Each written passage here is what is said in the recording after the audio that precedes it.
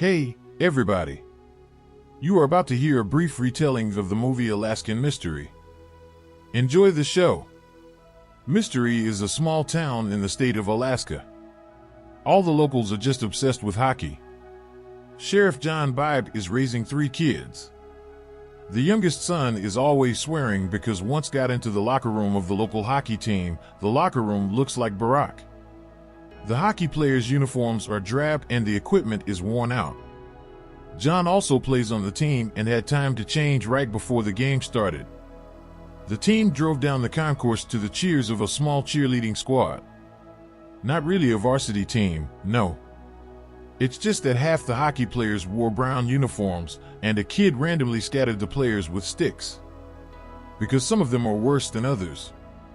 Saturday is a big day in the life of the city because the residents can finally watch hockey on the lake. Some of them dream to get into the team, but it is up to the city council to decide, and the hockey team from the middle of nowhere has been written into the dispute. It's a real treat for the locals because hockey is a second religion for them. The only reason why this article got into the magazine is that it was written by a former resident of Mystery, and he said that their team could play on equal terms against any team from the National League. Harsh referee Walter Burns scolds his son at the table for skating like a figure skater. And he doesn't know how to handle a puck. His son's poor play even spoiled his appetite. Teacher Scump gave all the kids sports magazines to read aloud instead of books. John is summoned to his office by the mayor, who is very uncomfortable telling the sheriff that they are taking another young player to the team instead of him. John's gotten too slow, it's even in the magazine. It's a real tragedy for the sheriff, and his colleagues realize it. And John's wife even came to the station to support her husband. Now he has only family and work left, but Stevie has a celebration today more than a birthday or Christmas because he was taken in Saturday's game. John entered the cafe and everyone fell silent, but the man only came over to wish the newcomer good luck. A representative of the supermarket chain, Mr. Volge, came to town and Connor, a salesman in a small store, shot him in the leg during an argument. Charles Danner, a journalist and author of the article, and Donna's ex-boyfriend, arrived in town by helicopter. He came to offer the local hockey players a chance to play against the New York Rangers, the NHL's leading team. The article caused a stir in the league and the TV crews are interested in the matchup. The townspeople are afraid they'll be the laughingstock of the country. Granny doesn't believe Danner. He can even skate. He's been out of town a long time and he's a jerk. They give John the floor and he remembers they always said they could beat anybody on the lake. The sheriff was ready to fight, but then Judge Burns stood up and reminded him that their town was a town of dreamers and it wasn't worth losing your dignity over illusions.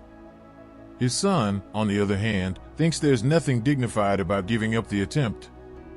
He was supported by the rest of the team. The decision was made and the measure sent an invitation to the New York Rangers. That same night, the townspeople began to clear the ice. Because the game was only 32 days away, we needed to practice. John was approached by the mayor and asked him to coach the team. The judge had always done it, but he chickened out and refused. John doubts, because he still hoped to go on the ice. The judge's daughter Marla is dating newcomer Stevie. She decided to congratulate her boyfriend by giving him hers right in the snowplow cab, because now all the girls of the town will be running after him and she doesn't want him to go to the local Devalka, but everything ended without even starting. Skanker ran to one of his mistresses to celebrate, but got hit on the head with a shovel because he told his teammates that she looks like a walrus in bed. Even schoolchildren were involved in the new field. The ex is egged on by Danner, saying he only flew in a helicopter to impress her. Connor worries that he might get locked up before he plays against Rangers, and he's the main striker.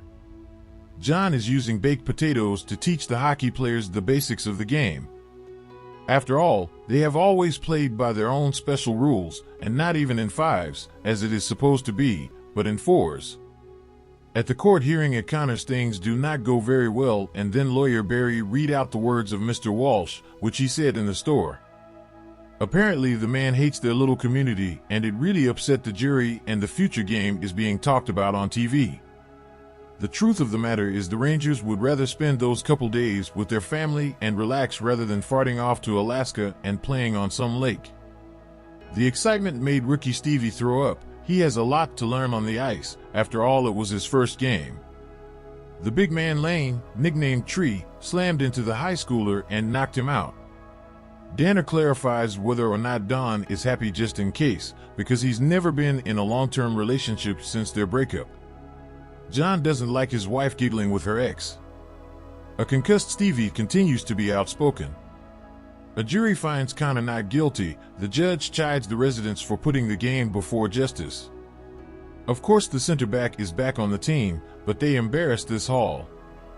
Brian took these words personally because he didn't go to college like his father wanted him to, but stayed in town to play hockey. The television crew came to Mystery. Janice complains that her nose is about to fall off and runs into the building. She's going to introduce the local team as the Eskimos on the ice. But we're not Eskimos, the mayor said. The woman thinks they're a bunch of penniless weirdos who skate around the lake for nothing, and that's about what she'll say on TV. Burns was right, and the town's just trying to make a fool of itself. John asks the referee to go back to the team's practice, but he's not going to participate in this circus. Preparations are well underway, with floodlights, banners, and scoreboards being installed. Donna is not happy that the boards have been installed. It's not like their usual game on the lake, but John is worried that after Danner arrived, his wife started smiling all the time. Donna tries to reassure him that they dated in high school and there are no feelings left. Locals watch NHL players pile on each other during a game. They hope their teeth stay in place. Danner has his eye on his ex-girlfriend and is jealous of the happy family. John realizes that the big guy Lane will be the team's enforcer, so he sprays him to use his strength and show what he can do. The mayor finds a medallion of local Don Juan Skunk in his bedroom and realizes that his wife is also sleeping with him, and then Danner reports that the Rangers will not come, causing some problems with the union. And the city had already invested a lot of money in the future of the event. Angry, he punched the reporter in the face. Also angry is John, who calls Danner a con man and doesn't like his wife defending him. 12 years, 3 kids, he knows when she smiles like that. Donna finds the accusations from her husband offensive. The woman has a hard time in this town, but after school she didn't go to New York with Danner but stayed here with John. He has no right to rebuke her. The judge looked at the children playing hockey and could not resist giving them some advice. He told the lawyer that he could go to court and demand that the game be played. The mayor moved into a small fisherman's cottage in the middle of the lake. His wife came to him to explain herself. She loves him, but the man hasn't touched her in a long time. That's the point. In court, Bailey's lawyer insisted that the city stands to lose not only money but also its reputation. Everyone says their match is a farce, a joke. The lawyer, right in the courtroom, called the resident Mr. Lumberjack, and he has a huge heart. The man got so upset that he had a heart attack and collapsed on the floor. Unfortunately, one less small-town resident. Separated from everyone else, a judge approached his friend's grave at night. Burns feels guilty because it was he who sent a lawyer to New York and the man managed to win the case. The game will be played. Byrne has agreed to coach and he will make John the team captain. Judge knows what real coaching is because he's the only one who played on a college team. He's got men on the ice from morning till night. The mayor is back at his house. Lover Boy Skunk shows up to apologize to the head of town. Just a game of hockey and lovemaking, that's the nicest thing about the mayor. When it's over, he's just gonna get drunk, but now he's promising to do everything he can to make sure they win. The best team in the country arrived in Mystery by helicopter. The famous athletes were greeted by the whole town, and even the beast of the lane looked small against these hulks. The deputy told the sheriff that Danner got drunk and stole an ice machine. The reporter took offense to the town. He brought the Rangers here and the residents still hate him. In John's opinion, this event could break the heart of the town's residents. Suddenly they will lose with a score of 25-0. That's something Danner didn't think much of. John apologized to his wife, crossed out all the words from the newspaper article, leaving only those that were compliments for Donna. It was the biggest day in the lives of the provincial hockey fans. Some of them haven't slept a wink before the game, which will be covered by professional leading commentators. According to Donnie Schulschoffer, no matter how well you skate, if you don't have a big fist, you're not going to make it in hockey. The Rangers were the first to take the field. The locals jeered at them and greeted them with sepulchral silence, pretending they didn't care about them. But when they arrived, the stands erupted in applause. What of course plays into the amateurs' hands is that the temperature is -10.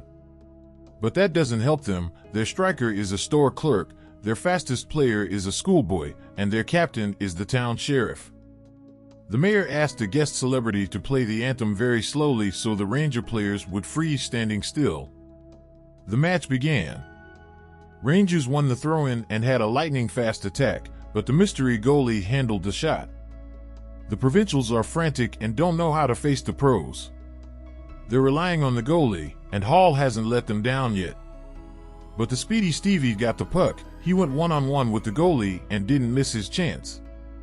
Mystery led in the score. Already in the second minute, New Yorkers got angry and John got from them, but amateurs again confidently went on the attack, and only the outstretched arm of the goalie saved Rangers from the second missed goal, which soon showed what he had been taught in training. Rangers were left in the minority. The opponent took advantage of a short interchange, and the main sniper Sale Connor doubled the advantage of the team. The residents are overjoyed beyond belief. It feels like a fairy tale. That was the end of the first period, and the entertainment began. Donner is thrilled that his countrymen are beating the Millionaires. Schultz is also delighted. The men believed they could beat the champions, but the young one was thrown over the board and brutally brought back. They realized that they had a worthy opponent in front of them, and having beaten them in class, they scored the first puck. A few more attacks and the score was equalized, and a minute later they took the lead. Misters began to give up and John got his face smashed in, which almost caused a brawl. Rangers began to break opponents even by breaking the rules. No matter how hard Mystery tried, but in the second period they got as many as 5 unanswered pucks in their gates. Everyone was sad, including Schultz. Apparently the Rangers just put on a show in the first period. The fans are down. Birdie will have to play through the pain. He has an injured hand. The ref asked John to go on defense. If he can keep that score, they will already be winners. The sheriff inspires the team. These New York sons of bitches don't haul sleds uphill and ride the river. This is their lake and they're going to beat the newcomers. Evening came and it got even colder. Now John threw his opponent over the side.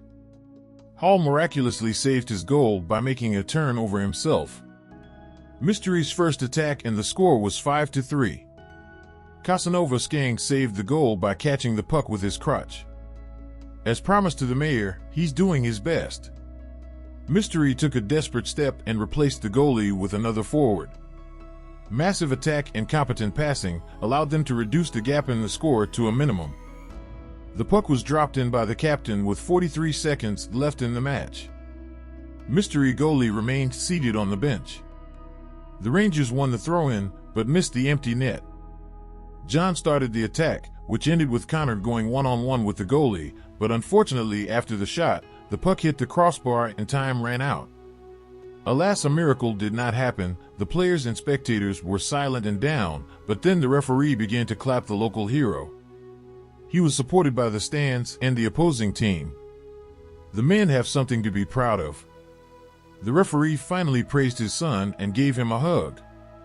Rangers scouts spotted young Stevie and are taking him with them. Salesman Connor was lucky, too. The mayor wished Casanova Skunk was going with them. Danner came to the couple to say goodbye and John thanked him for the game. The whole town saw off the future stars. They were taken away with the Rangers by helicopter. Only Marley was a little hurt because she and Stevie never had anything. But the journalist Joanna asked Skunk if his dignity was not badly damaged. She would wait for him in the hotel room. John put the puck on the grave of Bailey, the lawyer who made the match happen.